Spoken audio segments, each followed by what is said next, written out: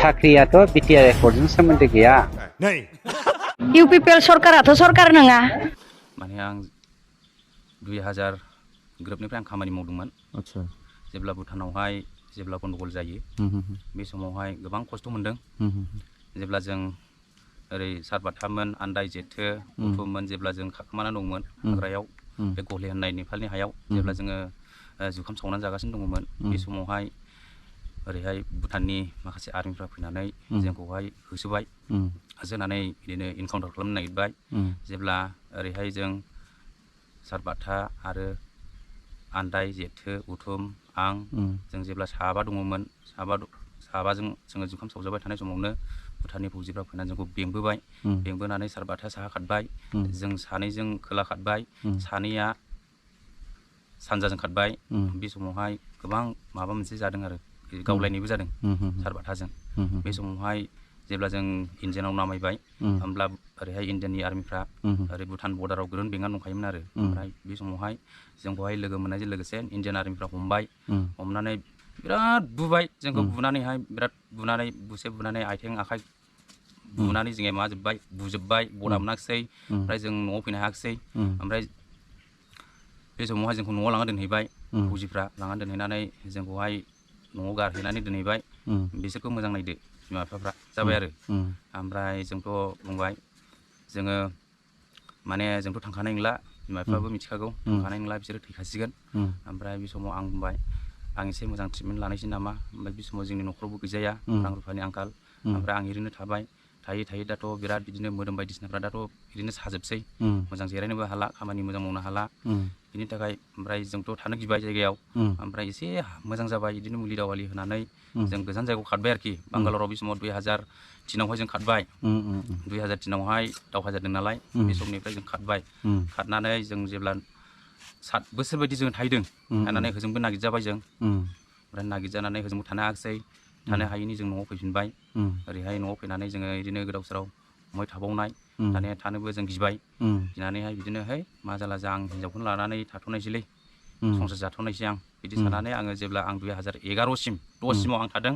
11आव फैनानै आं बिदिनो संसार जानानै बिदिनो स्रि थाथ'दोंमोन आरोखि। ओमफ्राय आं जेब्ला माबानानै जेब्ला आमटेका लाल बिटियाव आं संसार जायो बे समाव आंखौहाय सिआइडि नांबाय।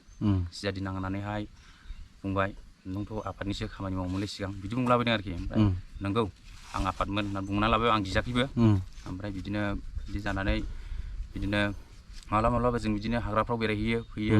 हाग्रायाव थांनानै फैब्ला बिदिनो गोबां मानसिफ्रा जोंखौहाय दस्रा नोजोरजों नायखासै आरोखि माखासेफ्रा बिसोर मा खालामनो थाङो बिसोरथ' बिदि माइरं बायदिसिना बोखोना हैनायनि माबा दंलै बिसिनाव बिदि बुंबाय थायो आरोखि जोंखौहाय। ओमफ्राय बिदिनो एसे साननै सानथाम थाबाय थानानैहाय बिदिनो हरनि माबायावहाय जोंखौहाय हमनो थांदोंमोन ओइदिन। ओमफ्राय मोनाखिसै।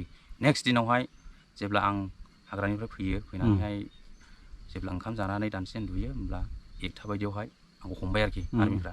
हमनानै आं होनबाय आंखौ मानो हमखो सार। ओमफ्राय बिदि होनबाय आङो नों मानो मिथिया नोंथ' एनडिबि नोंनाव अस्त्र दङ। आं अस्त्रथ' गैया सार होनबाय आं।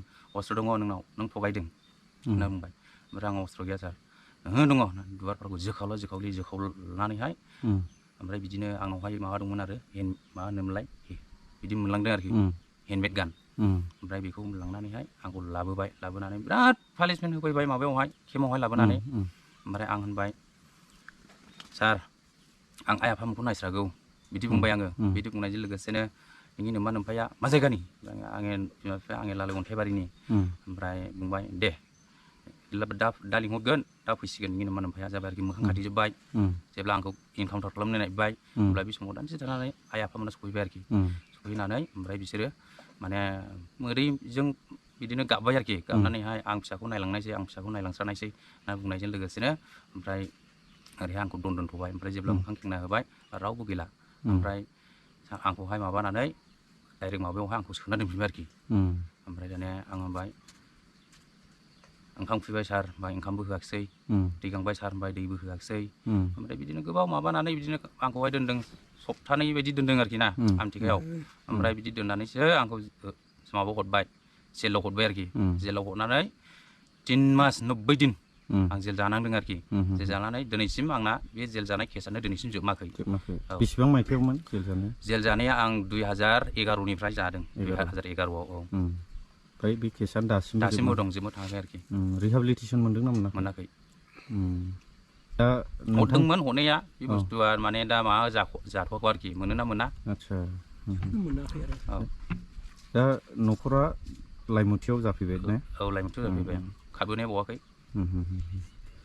ओमफ्राय दा नोंथाङा सरकारनिसिम माबा मोनसे खावलायहरनो सानो नामा? सरकारनाव खावलायनाया बेनो माने गासैबो बेफोरबायदिनो गोबां खस्थ' जानांनाय एफा गोबाव केस बायदिसिना सोलिनाय थांलाय फैलाय हान्था मेलायाव गोबां थाखा फैसा थांबाय बेनि थाखाय माबा मोनसे मोनोब्ला मोजां आरोखि जोंनोहाय दा देहाफ्राबो एसे ट्रिटमेन्टफोर लानो दा गाज्रि जाबोबाय मोजां मावनानै जानो हाला मेनलि केसखौ फोजोबना होयोब्ला सान्थि जोङो दा माने बेफोरबायदिनो आरो माने बिराद खस्थ' मोनो गोजान जायगा थांनांगौ बिजनि कट थांनांगौ लाइमुथिनिफ्राय गोबां थाखा फैसा थाङो